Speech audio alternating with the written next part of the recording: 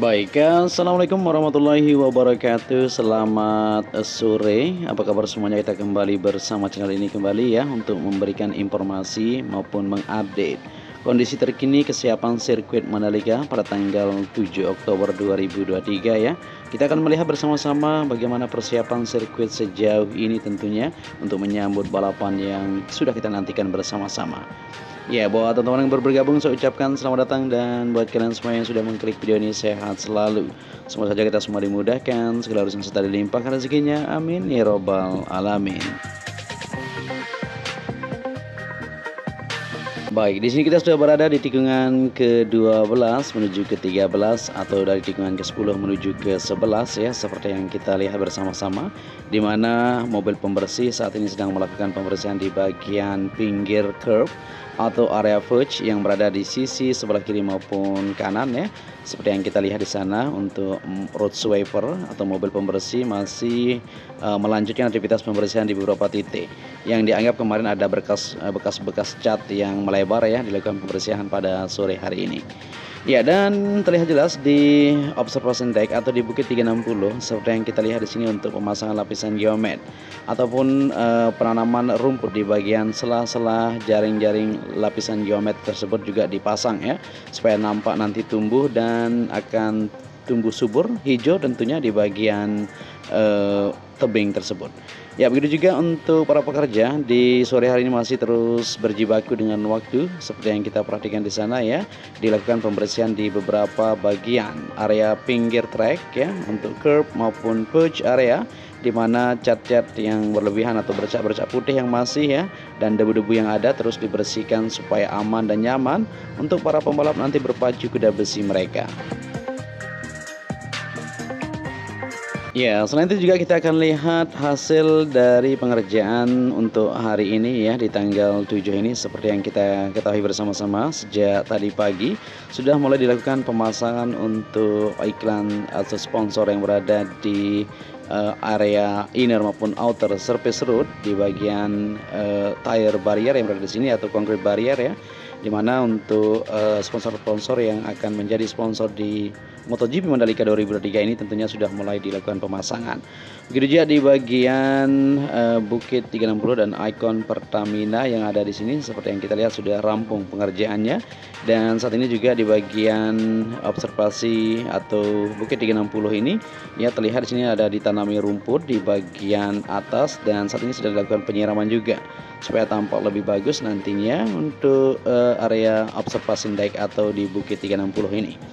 Ya, di sini juga kita akan lihat di bagian tengah ya, capaian pengerjaan sejauh ini, dan begitu juga di bagian belakang pedok dan area parkir sudah mulai ramai di sana untuk pengerjaan pemasangan tenda dan lain-lain.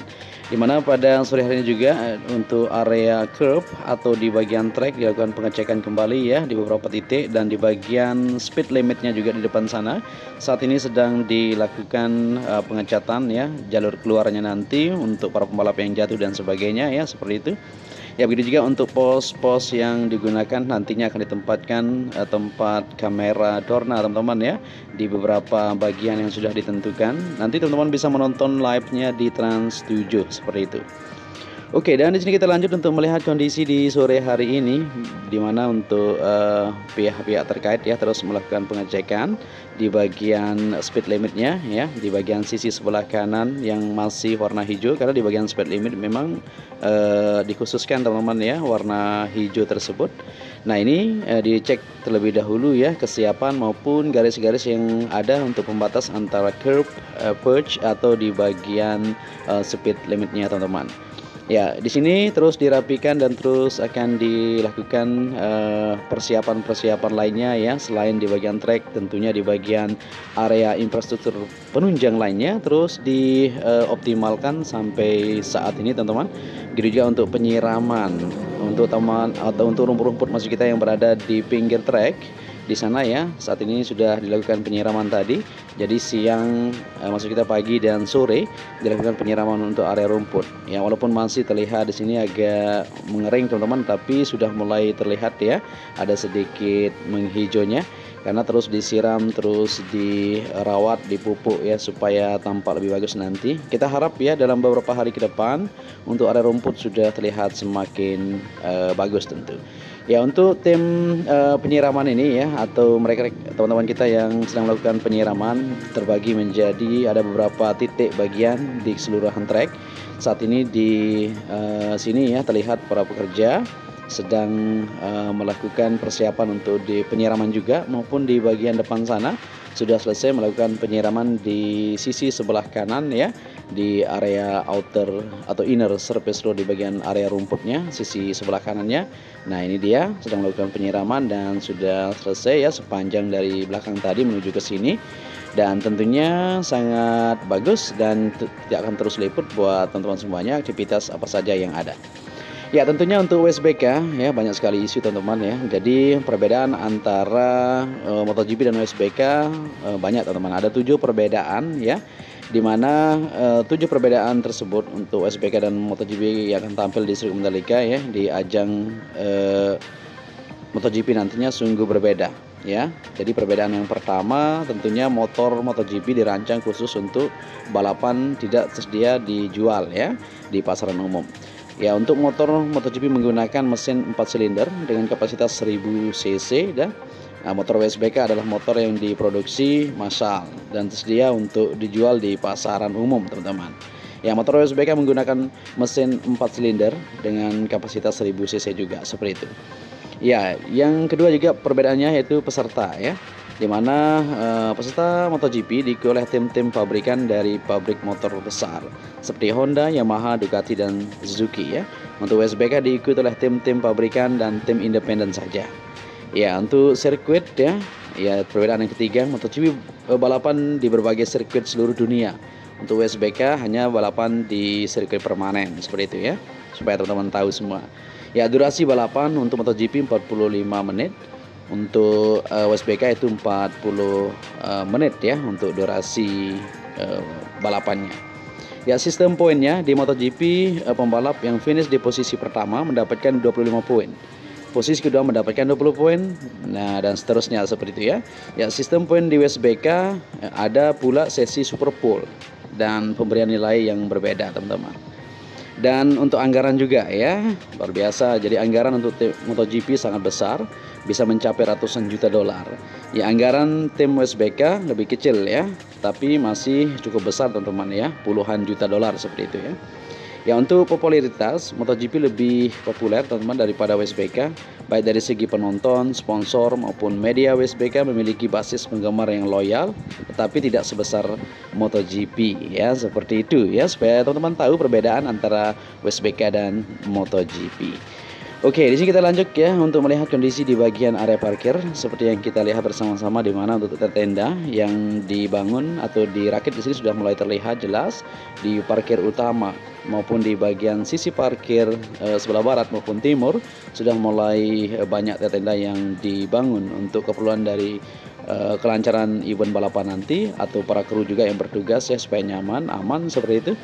Ya, untuk baliho-baliho juga sudah mulai disiapkan, di mana truk-truk yang membawa material-material untuk terop, tenda dan sebagainya sedang terparkir di belakang sana ya, untuk keperluan baliho-baliho di bagian belakang parkir area atau di bagian-bagian tribun nantinya.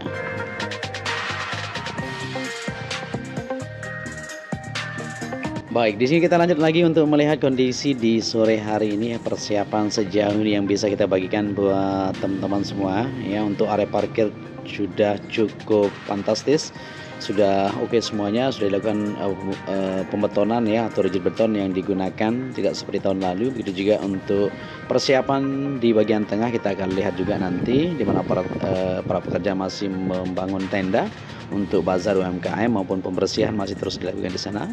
Untuk perapian di belakang tribun, pemasangan baliho, ya banyak sekali yang dikerjakan pada sore hari ini. Jadi juga untuk pemasangan iklan ya atau sponsor di tikungan ketiga, sisi sebelah kanan long lap penalti maupun di sisi sebelah kiri di sana ya sudah dilakukan pemasangan juga. Jadi juga untuk tikungan 10 tadi kita lihat ya untuk sponsor-sponsor yang ada ya sudah mulai melakukan pemasangan untuk dipasang gitu ya di bagian area pinggir trek. Ya begitu juga untuk aktivitas yang akan ada tentunya di bagian tengah nanti seperti konser band dan lain-lain, tentunya kita akan terus pantau teman-teman ya.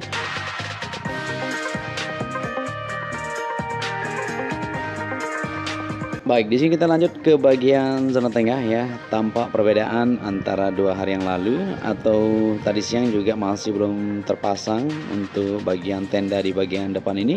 Ya, untuk merchandise dan lain-lain nanti kan ada teman-teman ya, maupun para kru, para pekerja nanti yang akan berada di bagian-bagian yang sudah ditentukan.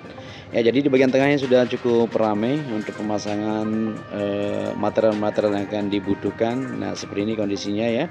Sudah semakin banyak tenda yang terus dilakukan perakitan atau pembangunan di sini.